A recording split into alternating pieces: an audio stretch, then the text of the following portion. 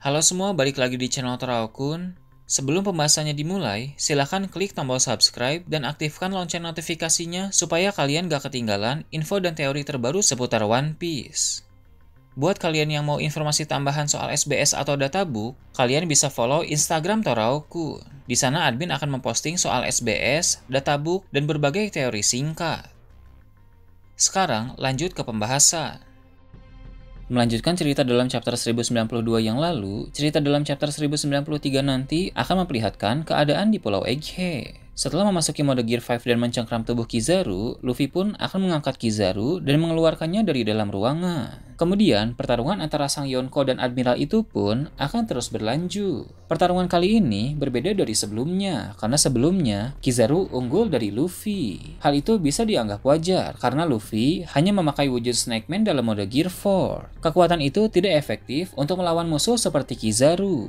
Namun kali ini, Luffy telah berada dalam mode Gear 5. Tentu Gear 5 jauh lebih kuat dibanding Gear 4, sehingga Kizaru pasti akan sangat kerepotan. Luffy akan menggunakan kekuatan kebebasan yang dia miliki untuk menciptakan teknik-teknik yang sesuai dalam menghadapi Kizaru. Kizaru pun akan mengalami luka-luka karena serangan-serangan dari Luffy. Berdasarkan apa yang ditampilkan dalam cerita ke belakang, orang yang pernah terlihat melukai Kizaru hanya Rayleigh dan Marco saja. Rayleigh pernah menggoreskan luka di pipi Kizaru, sedangkan Marco pernah menendang Kizaru sampai jatuh. Nah, di Pulau Egghead ini akan diperlihatkan Kizaru mendapatkan luka yang cukup parah. Kekuatan Gear 5 Luffy dapat membuat Kizaru sangat terpojok. Dalam situasi itu, Kizaru pun harus mengeluarkan seluruh kemampuannya. Dia akan menggunakan kekuatan Awakening dari buah iblis Pika Pika no Mi. Seluruh tubuh Kizaru dan lingkungan sekitar akan mengeluarkan cahaya, yang mana itu adalah awal untuk melancarkan serangan kuat kepada Luffy.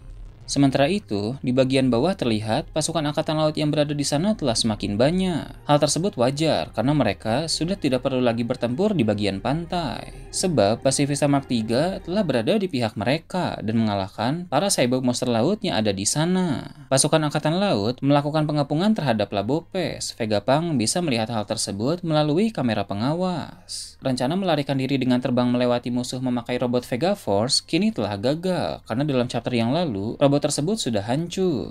Maka dari itu, mau tidak mau, mereka harus menghadapi para musuh yang ada di situ. Atlas pun bergegas pergi ke ruangan tempat di mana para Serapim dikurung. Atlas memberi mereka perintah untuk bertarung melawan semua pasukan angkatan laut yang ada di sana. Frontier Dome pun dibuka, sehingga para Serapim turun ke bawah. Terjadi pertarungan antara Serapim melawan pasukan angkatan laut. Para Pacifista Mark III juga membantu para angkatan laut dalam menghadapi Serapim. Beberapa Vice Admiral pun ikut terlibat dalam pertarungan tersebut, sehingga terjadi kekacauan yang cukup besar. Tak lama berselang, ada satu serangan kejutan lain untuk para pasukan angkatan laut. Serangan itu berasal dari robot kuno di Pulau Egghead. Seperti yang kita tahu dari chapter sebelumnya, mata dari robot kuno itu memancarkan cahaya, menandakan bahwa dia telah terbangun. Alasan mengapa robot itu terbangun adalah bunyi detak jantung Luffy dalam mode Gear 5. Robot kuno itu telah ada sejak abad kekosongan, sehingga dia memiliki kaitan tertentu dengan kekuatan buah iblis Luffy. Sebab Hito Hitonomi model Nika adalah buah iblis yang legendaris. Robot kuno itu memiliki kekuatan yang tidak bisa diremehkan. Dia bisa memberikan serangan yang kuat kepada para pasukan angkatan laut dan mampu mengalahkan para Pacifista Mark III dengan sangat mudah. Laporan keadaan di sana pun sampai ke kapal Gorosei 1.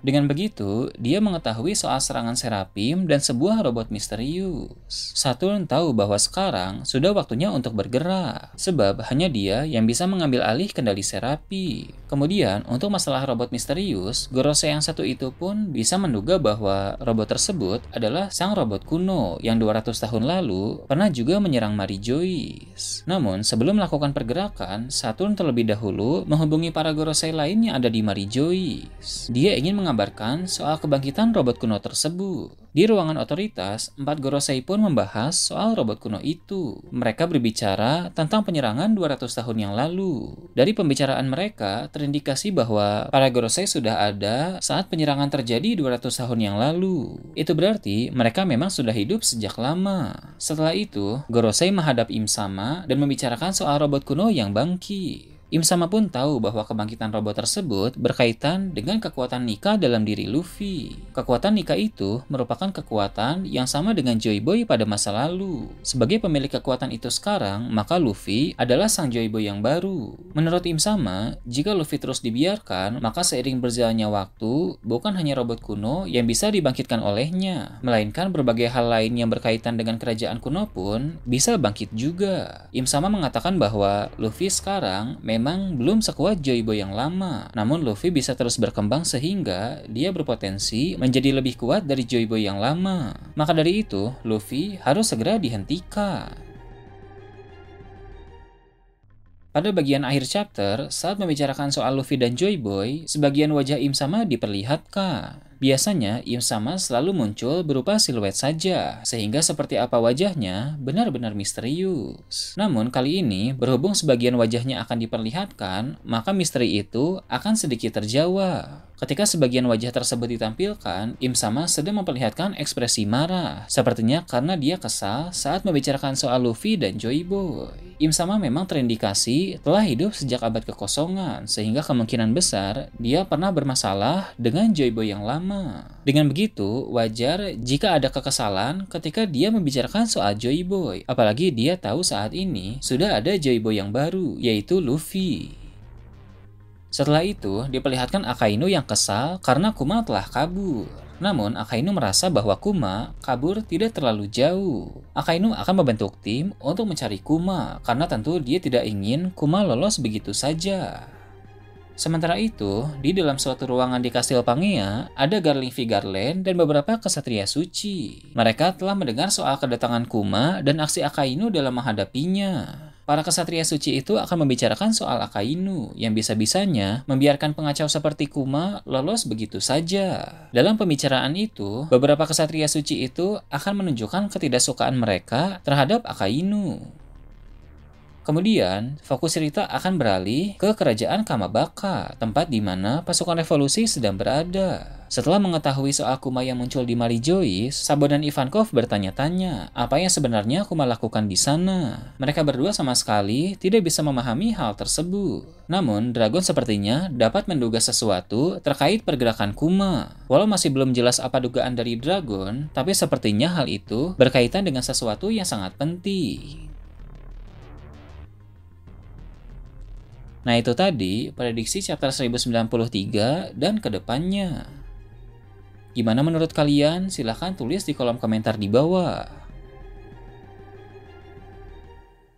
Oke, segitu aja untuk pembahasan kali ini. Jangan lupa like, share, dan subscribe untuk video menarik selanjutnya.